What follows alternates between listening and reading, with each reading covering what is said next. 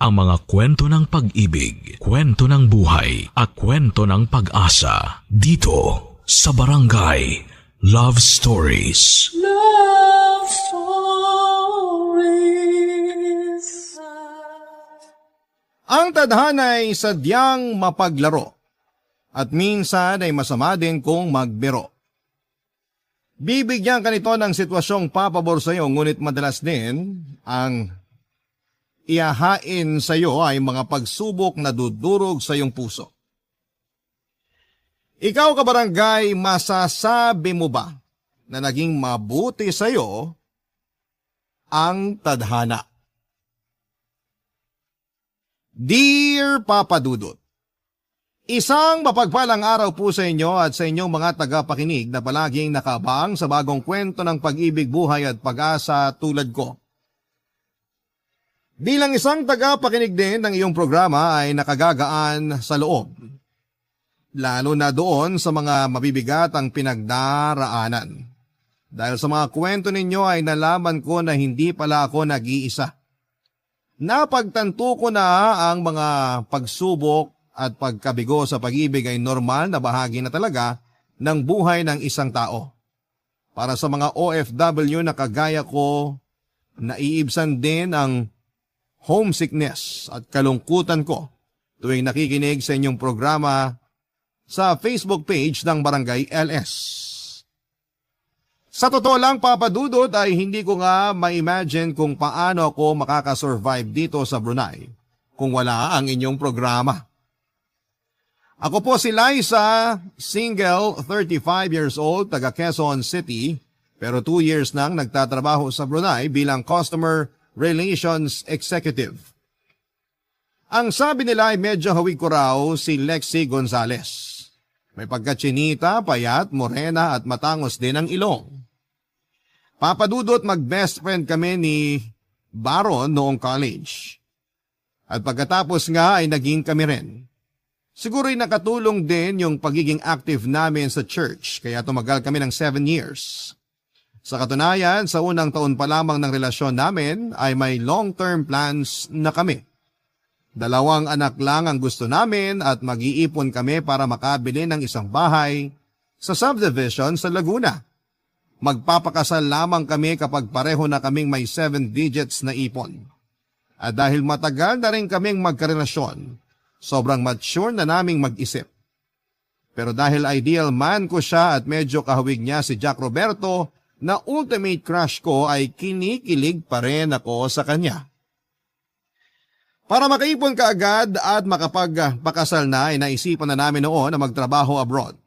Pareho pa kami noong nagtatrabaho bilang admin staff sa magkaibang kumpanya habang naghihintay na matanggap sa inaplayan naming trabaho sa Brunei. Ang plano, kahit sana 5 taon lamang kaming magtrabaho doon, takot ako sa long distance relationship. Marami na kasing couples ang hindi nag-work ang relasyon dahil malayo sila sa isa't isa. Kadalasan pa ay hindi nawawala yung issue ng cheating. Kaya naman panay dasal ko noon na matanggap kaming pareho.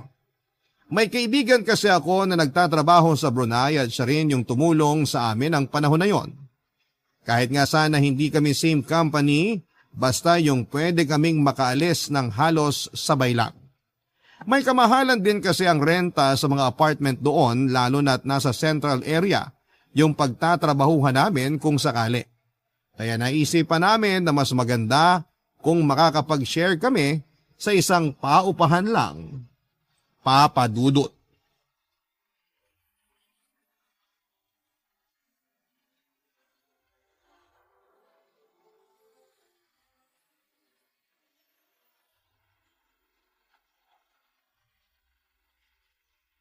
Uy, ang tagal mo naman mag-CR. Kanina pa ako nakaupo dito. Sumama kasi tiyan ko eh. Pero ngayon okay na. Paupo ko sa tabi mo ah. Kaya pala paglabas pa lang natin ng simbahan, halos tumakbo ka na ha. Ay Han, napansin ko, ang tahimik mo kanina sa simbahan. Pareho siguro tayo ng ipinagdasal. Malamang pareho nga tayo. Iisa lang naman talaga ang pinagdarasal natin eh. Pero Han, paano kung hindi ako matanggap? 2 weeks na rin yung nakalipas mula nung in-inform ka nung company mo eh. Huwag kang mawala ng pag-asa. Pero kung hindi ka man matanggap, siguro may mas magandang plano ang Diyos para sa atin. Lagi naman tayong nagdarasal. Ginawa na natin ang lahat. Kaya magtiwala na lang tayo sa plano niya. Ay, natatakot ako. Paano kung magkahiwalay tayo? Baka mamaya ipagpalit mo ako sa sultan dun. Uy! Wala siyang mapapala sa akin. Trabaho yung pakay ko ron, no? Ikaw nga, baka pag nagkahiwalay tayo, magpatukso ka agad sa iba. Bakit ko naman gagawin yun? Jackpot kaya ako sa'yo. Talo ko pa nanalo sa loto. Ay, sus, tumigil ka nga. Kinikilig pa naman ako pag ganyan ka. Sino ba namang hindi kikiligin sa isang kamukha ni Jack Roberto? Wow, talaga lang ha. Baka Jack Roberto na nakakain ng panis na kanin. Ako, pasalamat ka, mahal kita. Pero Han, seryoso, malabong mangyari na maging LDR tayo. Paano ka naman nakakasiguro? Kasi, Kasi ano? Ituloy mo na lang kasi. Han, natanggap ako. Totoo? Oh my gosh, magkakasama na tayo! Sabi ko naman sa'yo magtiwala lang tayo. Tsaka kumapit sa dasal. Bakit kanina parang nawawalan ka na ng pag-asa? Siyempre, pinaprank kita kaya kailangan kong umarte ng konti. Hindi talaga ako sa CR galing kanina. Ikaw nagsisinungaling ka na. Kaya nga prank Ikaw talaga. Saan ka naman nakakita na nagprank na sinabi agad yung totoo? Nakakainis ka. Nalungkot pa naman ako kanina. Akala ko talaga. Baka naman kasi pinanghinaan ka na rin ng loob tapos di mo lang sinasabi sa akin. Uy, hindi Pero saan ka nga galing kanina? Yun na nga, may sinagot lang akong tawag kanina. Tawag na may dalang good news. Ay, buti na lang no. Hindi ko talaga ma-imagine na magiging LDR tayo. Ang hirap nun. Lalo na nasanay na ako na lagi tayong magkasama. Sayang. Excited pa naman sana ako mambabae habang wala ka. Napaka mo talaga. Hoy, bawiin mo yon. Baka magkatotoo yung sinabi mo. Sus, biro lang. Hindi magkakatotoo yun. Han naman, wala akong ibig sabihin dun. Wala daw. Pero parang gustong-gusto mo nga mambabae. Ay, alam ko na kung saan papunta tong usapan. Tigilan na natin to. Biro lang. Hindi naman ako ganun kababaw, no? Tinan mo yung mga bata, Ang saya nila, no? Excited ka na rin ba magkaanak tayo? Oo, excited na ako. Pero sundin pa rin natin yung plano. Mag-ipon muna tayo sa loob ng 5 taon. Tama. Kaya ngayong 2 na tayong makakapagtrabaho abroad. Tingin ko naman mas mabilis na tayong makakaipon nun. Oo nga, kaya kapit lang. Pagbalik natin dito sa Pilipinas, Han, makakabuo na tayo ng masayang pamilya. Pero sa ngayon, haharapin muna natin ang Brunei. Para sa 7 digits! Tama, para sa 7 digits. Natanggap si Baron sa isang media company sa Bandar Seri Begawan bilang video editor. Kahit medyo magkalayo yung building na pinapasukan namin ay hindi naman yon naging problema dahil iisang studio type apartment naman yung uuwian namin ng panahon na yon. Maayos naman yung naging takbo ng buhay namin doon sa mga unang buwan, papadudot. Kahit na nakapunta na ako sa Hong Kong noong bata pa ako ay natuwa at na-excite pa rin ako na makarating sa ibang bansa. Si Baron naman ay first time pa lamang niya na makalabas ng bansa kaya sobrang saya niya noon, papadudot.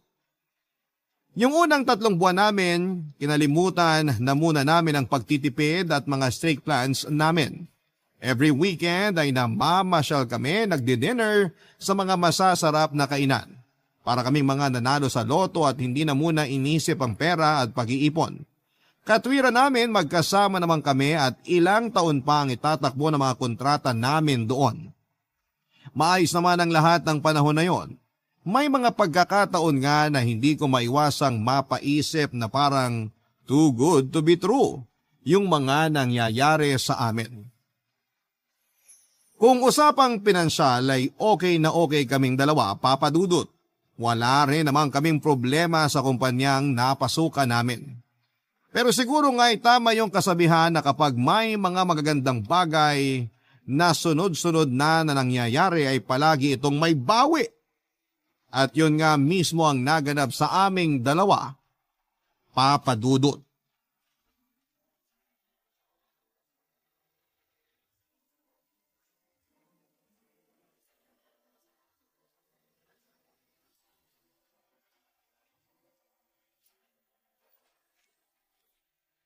Uy, bilisan mong kumain dyan. Manonood pa tayo ng movie mamaya. Eto naman. Di kaya masarap kumain kapag nagmamadali. Sa bagay. Kaso mabagal ka talagang kumain eh. Uy, ako talaga? Sino kaya yung 100 times nginunguya yung pagkain? Wag ako ah. Nga pala. Kumusta naman sa office nyo? Okay naman. Masaya. Sa inyo ba? Sakto lang. Pero pansin ko nga mukhang masaya talaga dun sa work mo ah. Halos mapunit na labi mo kakangiti eh. Marami ka na bang kaibigan sa office nyo? Konti lang mga kaibigan ko ron pero masaya pa rin. Lalo na isa naming katrabaho, si Cristel. Makatawa ka naman dyan? Yun ba yung Cristel na lagi mong nakakwento o iba pa yun? Sabi mo pa nga, retokada yun eh. Oo, siya yun. Nabanggit ko na nga pala siya sa'yo. Ang kulit kasi nun sa office eh. Medyo maloko kaya ayun, minsan nagkakasundo kami na pagtripan yung mga kasama namin sa trabaho. Ganun na kayo ka-close? Di pa naman kami ganun ka-close. Pero yun nga pala may nakwento siya sa akin. Pag yung boyfriend niya raw, humihingi ng tulong sa kanya na mag-prepare ng presentation, ginagawa niya. Pero pag siya raw ang humingi ng tulong, nagpapabayad daw yung boyfriend niya. Nakakatawa silang dalawa. Anong nakakatawa ron? Siniraan na nga niya yung boyfriend niya, tumawa ka pa. Bakit ang sungit mo? Nagsiselos ka ano? Bakit naman ako magsiselos dun sa retokadang babae na yun? Eh di nagsiselos ka nga. Ano ka ba? Huwag ka nga magselos dun. Para kang ewan. Nakakapikon na eh. Cristel, puro na lang Cristel. Umay na ako sa pangalan na yan. Wala ka bang ibang friends dun sa opisina nyo? Meron naman ako ibang friends sa opisina pero kami yung magkatabi ng workstation eh kaya malamang siya yung palagi ko makakausap. Ang saya nga niyang kausap eh. Uy, ano ka ba? Bakit ka nagdadabog? Han, sinasabi ko na sa'yo, wala kang dapat ikaselos sa kanya. Tsaka may boyfriend na yun. Ah, ganon. Kung wala pala siyang boyfriend, pwedeng maging kayo. Han, tama na ah. Hindi na nakakatuwa. Nagkwento lang naman ako eh. Tsaka hindi mo ba narinig yung sinabi ko? May boyfriend na siya. Boyfriend na palagi niyang pinapalabas na tinitake for granted siya. Boyfriend na palagi niyang sinasabi na na-develop lang siya kaya niya sinagot. Boyfriend na kulang na lang sabihin niya sa'yo, please Baron, ilayo mo na ako sa kanya. Seryoso ba, Liza? Magkaibigan lang kami ni Cristel. Huwag mo namang hinuhusgahan agad yung tao. Eh sino ba nagsimula? Baka nakakalimutan mo. Ikaw yung sabik na nagkukwento ng kung ano-ano sa kanya. Masama na ba magkwento ngayon? Tsaka kung selos yung punot dulo niyang ganyan mo, sinabi ko na nga kanina, di ba? Wala kang dapat na ikaselos sa kanya. Kailangan ko bang ulit-ulitin sa'yo yun para magets mo? Sana nga. Sana wala talaga akong dapat na ikaselos. Pero sa totoo lang, iba yung pakiramdam ko. Parang may something sa inyo eh. Kinukwento ko lang sa'yo yung mga kinuwento niya sa akin. Natawa ako kasi nakakatawa para sa akin yung mga kwento niya. Ang seryoso mo naman masyado. Sa susunod kasi, huwag kang magkwento na parang kinikilig ka sa tuwa. Sige nga, ano mararamdaman mo kapag nagkwento ko sa'yo tungkol sa lalaking katrabaho ko? Tapos may excite din ako magkwento. Kinikilig pa. Tumigil ka na nga. Huwag na nating ituloy yung panunood ng movie. Nakakawala ka ng gana.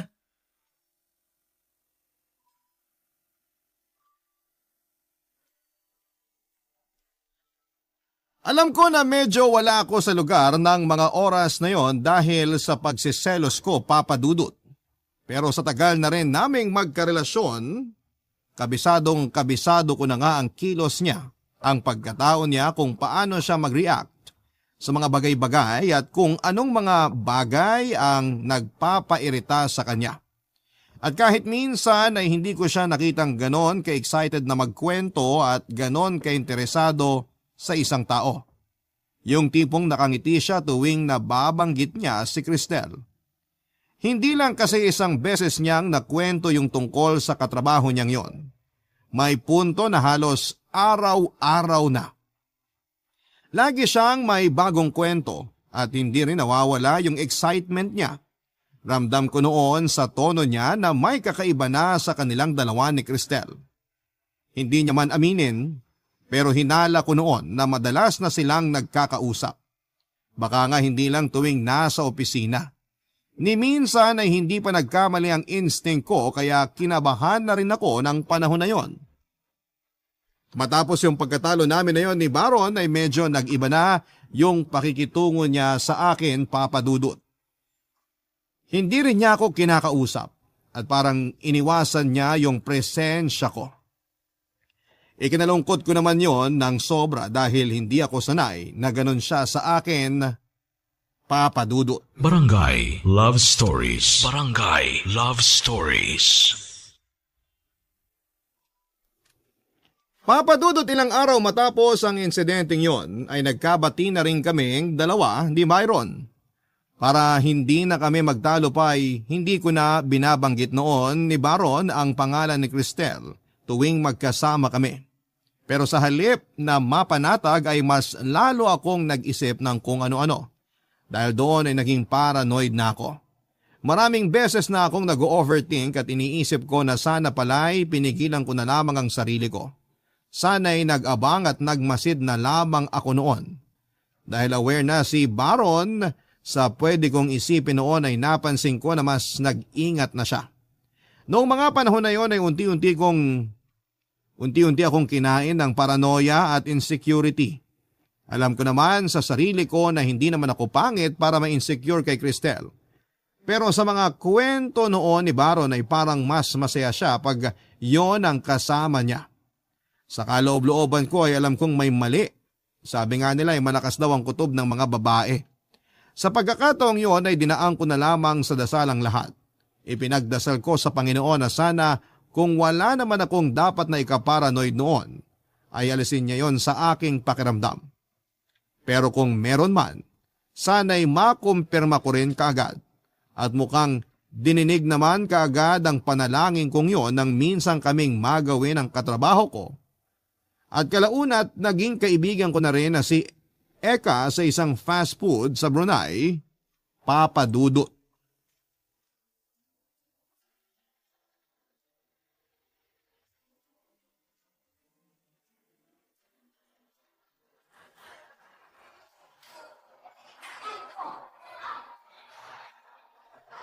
Eka, mag-takeout na lang tayo. Kinakabahan ako, baka malate tayo. Ang layo nitong fast food na to tapos ang haba pa ng pila. Ganito, kainin na lang natin dito ng mabilis. Sige na, kasi pangit na lasa ng dimsum mamaya pag lumamig na. Uy, teka, parang pamilyar yun ah. Parang Si Baron nga! Ha? Saan? Ayun no, nasa ikatlong table. Yung kasama ng babaeng fashionista. Nagbago ng isip ko. Dito na natin kainin yung dimsum. Sigurado ka? Pero, di mo man lang ba susugurin yung dalawang yun? Hindi. At talagang kalmado ka pa ha? Girl, paano maging ikaw? Ang tibay mo eh. Kung ako yan, baka kanina pa ako sumugod. Hindi ko ugaling mag-eskandalo. Mag-uusap kami mamaya ng kaming dalawa lang. Ganon? Ibang klase ka talaga, girl. Pero sige, support kita dyan. Iwas kahihiyan nga rin naman yon. Sinusubukan ko lang kumalma pero nagngingit-ngit na ako sa galit. Ang lakas ng loob nilang lumabas na magkasama. At ang sweet-sweet pa nila. Kung titingnan parang sila eh. Uy, mukhang magsi-CR yung babae oh. Puntahan mo na boyfriend mo. O sige, dito ka lang muna. Kakausapin ko lang siya sandali. Baron, Han? Anong ginagawa mo rito? mag-usap tayo sa labas. Yung tayong dalawa lang. Ha? Pero... Mag-uusap tayo sa labas o mag-e-eskandalo ko rito. Ay, okay, sige na. Eto na, tatayo na. Mauna ka na maglakad. Bilisan mo. Oo, nakasunod lang ako sa'yo.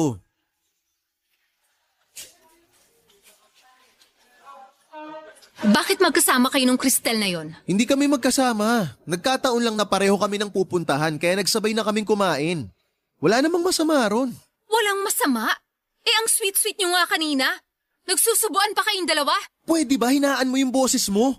Please naman. Baka pagtinginan tayo ng mga dumaraan dito. Nakakahiya. Ako pa ba yung dapat mahiya? Ang kakapal na mukha nyo? Hindi ba sabi mo may boyfriend naman yung babaeng yon? Meron nga. Tsaka ano bang ipinuputok ng butsi mo? Magkaibigan lang naman kami ni Cristel. Nagkataon lang na magkasabay kaming kumain dito tapos pag-iisipan mo pa ng masama? Kahit sino sa mga nakakita sa inyo kanina, walang maniniwala na magkaibigan lang kayo. Tama na nga. Mamaya na lang natin pag-usapan to pag-uwi. Nakakairita bang marinig yung katotohanan? Ang lalandi nyo! Talagang hindi na kayo naihiyang ipakita sa ibang tao na nagkakamabutihan na kayo habang tayo pa! Nasabi ko na yung dapat kong sabihin. Magkaibigan lang kami. Kung bibigyan mo yun ng ibang kulay, problema mo na yon. Kung bigyan kaya kita ng problema, Ikaw yung problema dito. Pinag-iisipan mo kagad na masama yung katrabaho ko. hindi sana kita kinukumpronta ngayon kung hindi lang parang higad daw kumakapit sa'yo yung babaeng yun. Ang mas nakakatawa rito, hinayaan mo lang siya na lumingkis sa'yo kahit na may karelasyon kayo pareho. Ano ba? Sabing tigilan mo na si Cristel eh. Totoo naman yung sinabi ko. Magkaibigan lang kami. Huwag ka na magsinungaling. Sa tingin mo, base dyan sa reaksyon mo ngayon, hindi pa ba sapat na pruweba yung nakita ko kanina para patunayang manluloko ka? Kapag hindi ka pa tumigil, hihiwalayan na kita. Ano? Ulitin mo nga yung sinabi mo? Hihiwalayan mo ko para sa babaeng yon? Wala akong sinabi na para sa kanya. Ayusin mo yung isip mo dahil masyadong marumi. Ngayon, kung wala ka ng magandang sasabihin, bumalik ka na ron sa kasama mo sa loob. Bakit ikaw? Saan ka pupunta? Sa malayo. Sa hindi kita makikita. Makalipas ang 2 linggo ay nakipag-cool off sa akin si Baron Papadudut. Halos hindi pa rin maproseso ng isipan ko yung mga nangyari. Sa 7 taon na relasyon namin na hindi ko akalaing sa ganun lang hahantong ang pinagsamahan namin. At dahil pa sa isang babaeng retokada. 7 taong kaming nagtatawagan ng Han tapos ay bigla na lamang kaming bumalik sa first name basis namin. May mga pagkakataon din naman noon na nagkakatampuhan kami pero hindi kami umabot sa punto na kailangan naming mag-cool off. Ang sabi ng iba ay parang nag-break na rin daw pag nag-cool off. Pero para sa akin, may pag-asa pa naman ang relasyon namin noon, kaya ibinigay ko na lamang din yung space na kailangan niya para makapag-isip-isip siya.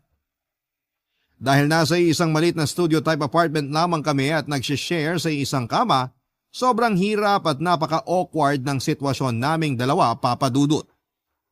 Halos hindi na kami nag-uusap at nagkikibuan lamang kami kapag oras na ng bayaran ng mga bills. Ganon kami ng halos 1 buwan. Pero sa kabila noon ay umasa ako na mapagtatagumpayan namin ang pagsubok na yon. Batid ko naman na lahat ng relasyon ay dumaraan sa mga hindi pagkakaunawaan pero kalaunan ay naayos din naman. Nagtiwala ako at naniwala na mahal pa rin ako noon ni Baron Papadudut.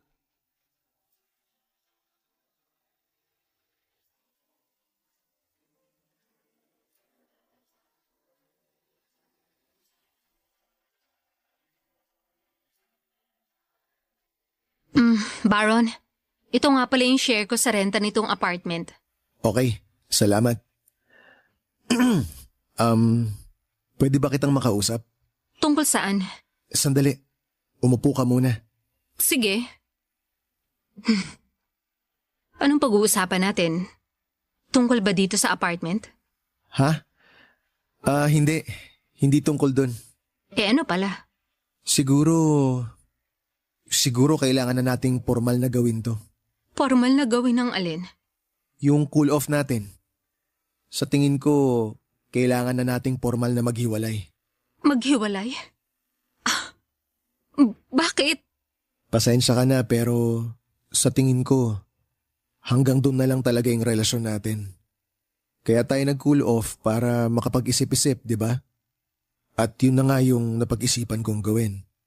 Pero gusto ko lang sabihin na... Wag na. Kung ano man yung sasabihin mo, wag na. Gets ko. Gets ko na. Paanong gets mo na? Baka iba na naman yung iniisip mo. Bakit? May iba pa bang pwede maging dahilan? Yun lang naman yun eh. Na-fall out of love ka sa akin. Tapos na-in love ka kay Cristel. Ganon kasimple, di ba? Kaya wag ka na magsayang ng oras para magpaliwanag. Kita mo na. Pinangunahan mo na naman ako. Ano? Ano pang dahilan mo? Huwag kang mag-alala. Inaasahan ko na rin namang sasabihin mo yon. Hindi ko lubos maisip na mangyayari pa pala to. Pero sa pinapakita mo sa akin nung nag-cool off tayo, tanggap ko na. Makinig ka muna please. Hindi to tungkol kay Cristel. Ang totoo niyan, halos 1 buwan na rin kaming hindi nag-uusap dahil nga dun sa nangyari. Sobrang napahiya siya at nagalit siya sa akin. Eh ano nga? Ano nga ang dahilan? Bakit ka nakikipaghiwalay sa akin? Hindi ko alam pero nung dumating tayo dito sa Brunei, parang naging malaya ako. Parang naging ibang tao ako bigla. Yung tipong ang dami ko pa palang hindi nakikita sa mundo at hindi pa na-experience. At ayaw mo nang isama ako sa pag-explore mo. Yung tingin mo ba sa akin? Isang malaking hadlang para sa mga bagong karanasan mo? Ganun ba? Hindi naman sa ganun. Sa totoo lang, nagilty ako sa ginawa kong pakikipaglapit kay Cristel. Hindi ko gusto na masaktan ka. Pero sa ngayon, gusto ko munang mapag-isa. Gusto ko munang maging malaya. Pwede ka pa rin naman magkaroon ng mga bagong experience kahit tayo pang dalawa. Bibigyan kita ng oras para sa sarili mo kung yun ang kailangan mo. Hindi, Liza. Sa tingin ko, mas makakabuti rin sa'yo to. Mag-enjoy muna tayo sa buhay natin na malaya tayong dalawa. At kapag dumating yung panahon na na-realize natin na mahal pa rin pala natin ang isa't isa, baka sakaling pwede pa. Buo na ba talaga yung desisyon mo? Oo. Matagal ko na rin pinag-isipan to kaya buo na yung desisyon ko. Hindi to madali para sa akin pero sige. Ibibigay ko yung kalayaan na gusto mo.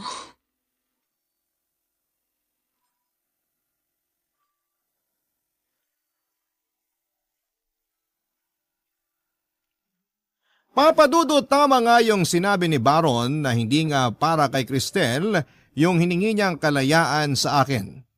Kalaunan ay natuklasan ko na nagkaroon na rin pala ng ibang boyfriend si Cristel habang si Baron naman ay nanatiling single. Madalas nang lumalabas si Baron kasama ang mga katrabaho niya. Kadalasan ay late na siyang umuuwi. Naisip ko nga noon kung hindi ba nangihinayang si Baron sa mga ginagastos niya tuwing lumalabas siya dahil parang hindi na siya nangingiming magsunog ng pera. Pero napagtanto ko rin naman kung bakit hindi siya nangihinayang sa gastos. Kung bakit hindi na niya kailangan pang magtipid. Yun ay dahil hindi na niya kailangang mag-ipon ng mabilis dahil wala na naman siyang hinahabol na kasal. Wala na nga pala kami. At habang masaya siya sa naging buhay niya mula nang maging malaya kami, sa isa't isa ako naman ang nagpaiwan. Walang ginawa kundi ang magmukmok na lamang sa apartment tuwing wala akong pasok. Nakikiramdam kung nakauwi na ba siya at kung masaya ba siya noong bumalik dahil may babae siyang nakilala. Halos lahat ng oras ko noon tuwing nasa apartment ako ay nakatuon na lamang sa kung anong nangyayari sa kanya. Lihim ko siyang inoobserbahan at hindi ko naman maiwasang gawin yon dahil magkasama pa rin kami sa ilalim ng iisang bubong. Masaya naman ako para sa kanya, lalo na't maayos naman kaming naghiwalay, Papa Dudut. Nalungkot lamang ako sa parteng parang mas naging masaya yung buhay niya nung hindi na kaming dalawa magkasama, Papa Dudut. Barangay Love Stories. Barangay Love Stories. Ang sakit-sakit, Papa Dudut. Kasi kaya lang naman kami nag-abroad ni Baron ay para makaipon kaagad para sa pagpapakasal at para sa future naming dalawa. Dahil takot na takot kami ni Baron na hindi namin kaya ang long-distance relationship. Ginawa namin ang lahat ng pwede naming magawa para lamang hindi kami magkalayo. Pero sa kabila ng ilang taong pagsasama naming dalawa, sa lahat ng pagod at pag-aalaga sa relasyon na meron kami, ay sa hiwalayan din pala babagsak ang lahat. Hanggang sa dumating yung araw na hindi ko inaasahan. Pagka-uwi ko galing trabaho, may naabutan ako mga tao sa apartment namin na inilalabas yung kama na tinutulugan namin ni Baron. Napundar namin yung kama na yon noong magtrabaho kami noon sa Brunei. Pagpasok ko sa unit ay tumambad sa akin ang dalawang kama na nasa magkabilang side na ng apartment. Saka ko lang noon na-realize na wala na nga talaga kaming pag-asa na muli pang magkabalikan. Tuluyan na ngang tinapos ni Baron ang lahat sa amin. Hindi ko na siya kinontra pa sa ginawa niyang yon dahil sa totoo lang naman ay wala na kaming dahilan pa para magtabi sa iisang kama. Sinubukan kong lumabas kasama mga kaibigan ko sa Brunei at dumating na rin ako sa punto na nakipag-date na rin sa iba, Papa Dudut. Nagbaka sakali ako noon na kapag ginawa ko yon ay mas mabilis ako makakapag-move on kay Baron. Pero hindi rin yon tumagal dahil alam ko na si Baron pa rin ang laman ng puso ko hanggang sa mga oras na yon, Papa Dudut.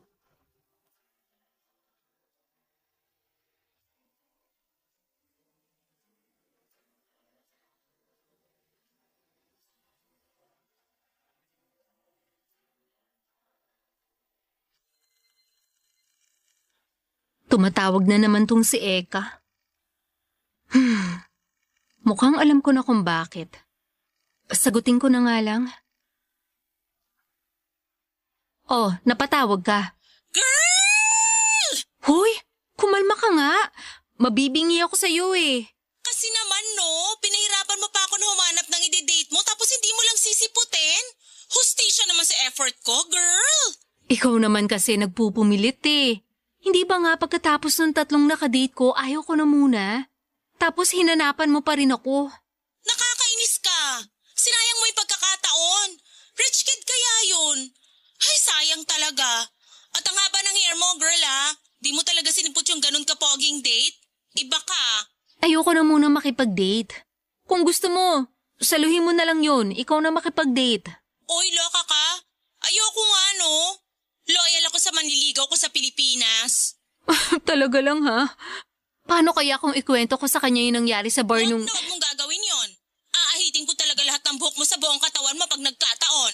Kasama pati pilik mata mo, girl. Sinasabi ko sa'yo. Biro lang. Pero dun sa sinabi ko na ayaw ko na muna makipag-date, seryoso ko dun. Kaya please, huwag ka na rin magpakapagod. Kasi naman. Ay nako, ginigigil mo ko eh. Kung humanap ka na lang kaya ng ibang titiran, parang pinaparusahan mo sarili mo dyan eh. Masyadong magastos pag lumipat ako, hindi ko kaya. Girl, sa laki ng sahod mo, kaya mo. Ang sabihin mo, umaasa ka pa rin na magkakabalikan kayo. Kaya ayaw mo pa rin umalis dyan. Oo na, sige na, aaminin ko na. Umaasa pa rin ako na magkakabalikan pa kami. Hanggat wala pa siyang bagong girlfriend, hindi ako mawawala ng pag-asa. Paano kung akitin mo kaya? Di ba uso naman yun sa mga pelikula? Yung magbabalik alindog tapos aakitin si lalaki para bumalik yung dating init ng pagmamahalan. Alam mo ikaw, puro kakalokohan. Kesa naman sa'yo na puro ka martiran. Gawin mo na lang yung sinabi ko. Tingnan ko lang kung di tumululaway nung baron na yun sa'yo. Magpa-cleavage ka, ganon. Alam mo, grabe ka talaga. Kulang na lang sabihin mo na maghubad ako sa harap niya eh. Nakuha mo. Nakuha mo yung pinakamadaling paraan para mapabalik siya sa'yo. Kaso, alam ko rin naman na malabong mangyari yun. Masyado ka kasing conservative. Pero sigurado ko, pag kayong dalawa lang ni Baron tuwing gabi, nung kayo pa ha, malamang hindi mo pinaiiral yung... Huwag ka muna maingay. May naririnig ako. Ha? Bakit? Anong naririnig mo? Anong meron dyan? Naririnig ko na sinusian yung lock ng pinto. Nandito na si Baron. Sige na, Eka. Bukas na lang ulit tayo mag-usap, ha? Okay, sige. Bye. Bye! Dumating na nga ang pinaka-kinakatakutan ko sa lahat, Papa Dudut. Nagsimula na rin sa pakikipag-date si Baron. Kay Baron ko mismo nalaman na Tiffany pala ang pangalan noong babae. Ikinuwento niya sa akin na katrabaho niya ito at half Thai at half Filipino ang lahi. Sa Brunei na pinanganak at lumaki. Noong sinubukan kong i-stalk ang Facebook ng babae ay doon ko napagtanto na medyo hawig pala kami.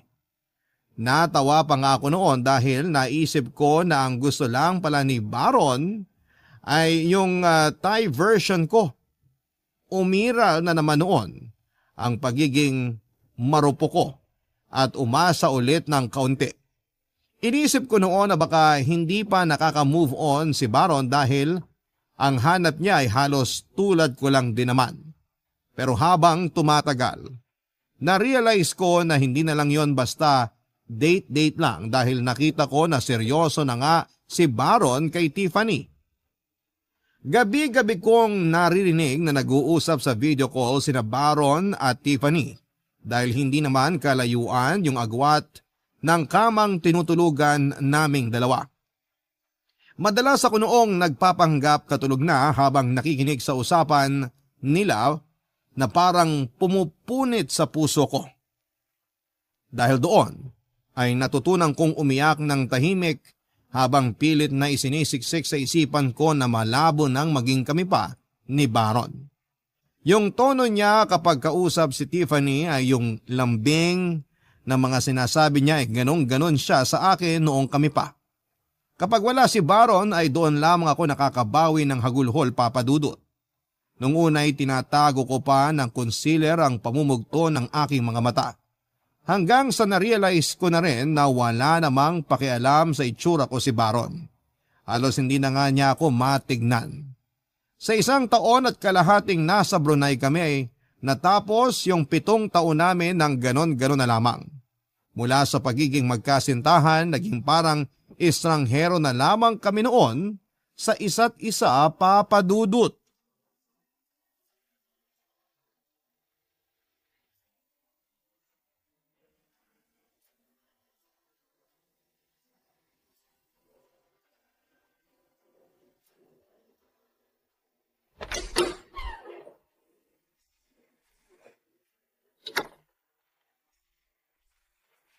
Baron, nandiyan ka na pala. Dinner ka na. Nagluto ako. Salamat, pero kumain na ako sa labas kanina. Ganun ba? O sige, pahinga ka na lang muna. Pwede naman kitang samahan habang kumakain ka. Talaga? O sige, halika upo ka. Liza, gusto rin sana kitang makausap. Tungkol saan? Hindi na ako magpapaligoy-ligoy. Liza, bala ko na kasing lumipat. Pero mga 2 buwan pa naman ako dito sa apartment. Sabihan mo lang ako kung sapat ng panahon yon para makakuha ka ng bago mong roommate dito. Ikaw ang bahala. Sige, ganito na lang. Tutulungan kita. Hahanap ako ng mga kapalit ko rito para hindi ka na mamroblema. Sige. Pero bakit? Babalik ka na sa Pilipinas? Hindi pa. Bale, ang plano ko, doon na ako titira kay Tiffany. Nag-migrate na kasi sa Taiwan yung roommate niya. Medyo mahal yung renta nila kaya doon na ako sa apartment niya titira. Alam mo, bakit hindi na lang kaya ako umalis? Ibalik mo yung dati nating kama dito para makapag-live-in na kayo nung Tiffany mo. Lubos-lubosin mo na, Baron. Nang sa ganun, buradong-burado na talaga ako sa buhay mo. Liza, huwag ka namang ganyan. Hindi ko na alam kung saan nanggagaling yung sakit eh. Kung dahil ba tinapon mo yung pagmamahal ko sa'yo nung ganun-ganun lang? O dahil sa katotohanan okay ka na ngayon? At parang burado na lahat na nangyari sa 7 taon na magkarelasyon tayo. I'm sorry. Sorry talaga. Maniwala ka, hindi ko talaga sinadyang saktan ka. Minahal kita. Totoong minahal kita nung tayo pa. Alam ko. Kaya nga ang sakit-sakit ngayong hindi na. Ang sakit-sakit na makita kung gaano ka naging masaya agad nung matapos yung relasyon nating dalawa. Samantalang ako, araw-araw kinakain ako ng lungkot. Sana ganyan din ako. Sana naranasan ko rin yan para hindi ako nasasaktan ng ganito. Pwede ka rin namang makipag-date sa iba. Subukan mong ibaling yung atensyon mo sa ibang lalaki. Sigurado ako, meron ka ring magugustuhan. Hindi yun ganun kadali. Nagiging mahirap lang naman lahat sa'yo kasi ayaw mo pang palayain ang sarili mo. Kailangan mong isipin na tapos na tayo. Kasi kung aasa ka pang magkakabalikan tayong dalawa, masasaktan ka lang ng paulit-ulit. Hindi mo kailangang ipamukha yan sa akin. Porke okay ka na, ang dali sa'yo na sabihin yan. 7 taon yun, Baron. Buti sana kung 7 buwan lang eh. Madali sana ako makaka-move on kung ganun lang kadali na naging tayo. Pero ang dami na nating plano para sa isa't isa. Lahat yun nauwi lang sa wala. Marami nang nangyari, Liza. Napag-usapan na rin naman natin yun, di ba? Pareho tayong nagdesisyon na tapusin na yung relasyon natin. Pumayag ka eh. Alam kong mahirap to para sa'yo. Pero tapos na tayo. Kailangan na nating umusad at harapin ang mga buhay natin na hindi kasama ang isa't isa. Darating yung araw na kakailanganin mo rin ng privacy kaya hindi pwedeng magkasama pa rin tayong dalawa. Sana naiintindihan mo yun. Oo. Oo, naiintindihan kita. Pero ang sakit-sakit talaga eh. Meron pa pala akong hindi nasasabi. Ano yun? Gusto sana kitang pasalamatan sa lahat-lahat. Lalo na sa pagiging mabuting girlfriend mo nung tayo pa. At sorry. Sorry dahil nagawa kitang lokohin noon. Hindi sana tayo hahantong sa ganito kung hindi ko nagawa sa iyo yun. Pero alam mo, hindi mo deserve yung tulad ko. Kaya ipagdarasal ko na mahanap mo yung totoong taong makakapagpasaya sa'yo. Pero sana, tulungan mo rin yung sarili mo. Tulungan mo yung sarili mo na makalaya sa sakit na nararamdaman mo ngayon. Susubukan ko. Sa kabila ng lahat ng bigat na pinagdadaanan ko, kalaunan ay mas nanaig pa rin naman yung pagiging practical ko, Papa Dudut. Tulad ng kontrata ko sa trabaho, may 1 taon pang natitira sa kontrata namin sa studio type apartment na hindi ko pwedeng basta na lamang takasan kahit na uwing-uwi na ako sa Pilipinas. Tinupad din naman ni Byron ang pangako niya dahil humanap siya ng roommate na makikihati sa renta ko sa apartment. At kahit na yung referral niyang yon, kaibigan ng Tiffany ay pumayag na rin ako. Mag-1 taon na mula nang mag-break kami pero hanggang sa ngayon ay hindi pa rin ako nakaka-move on. Oo, Papa Dudut, hindi na ganon kasakit kagaya ng mga nakaraang buwan. Pero sa tuwing naaalala ko si Baron, ay may kirot pa rin sa puso ko. Hindi na ako makapaghintay pa na makabalik na sa Pilipinas, Papa Dudut, at natutokso ako na sa bakasyon ko dyan next month ay mag-awol na lamang ako sa trabaho ko dito sa Brunei. Pero kapag naglalaro yun sa utak ko ay iniisip ko na down the road, ayoko rin namang mainis sa sarili ko dahil nagpa-blacklist ako sa isang bansa dahil lamang sa isang ex-boyfriend. 1 taon na lang din naman yon. Kaya susubukan ko na lamang na makagawa pa rin ng masasayang memories dito sa Brunei. Yun ay para makapag-move on na ako sa mga masasakit na alaala ni Baron. At para hindi na ako umasa na may isa pang pagkakataon para sa aming dalawa, sa tulong ng Diyos, alam kong magagawa ko yon. Maraming salamat po sa pagbabahagi ng aking kwento, Papa Dudut. Taos-pusong pasasalamat din po sa Barangay Love Stories para sa pagkakataong maibahagi dito sa programa ninyo ang kwento ko. Muli, isang maraming salamat sa Barangay Love Stories and God bless sa Barangay LS 97.1 Forever. Ang inyo pong forever na kapuso at kabarangay, Liza. Nagustuhan ng iyong napakinggan? Ituloy yan via live stream sa www.gmanetwork.com/radio. Barangay LS 97.1 Forever!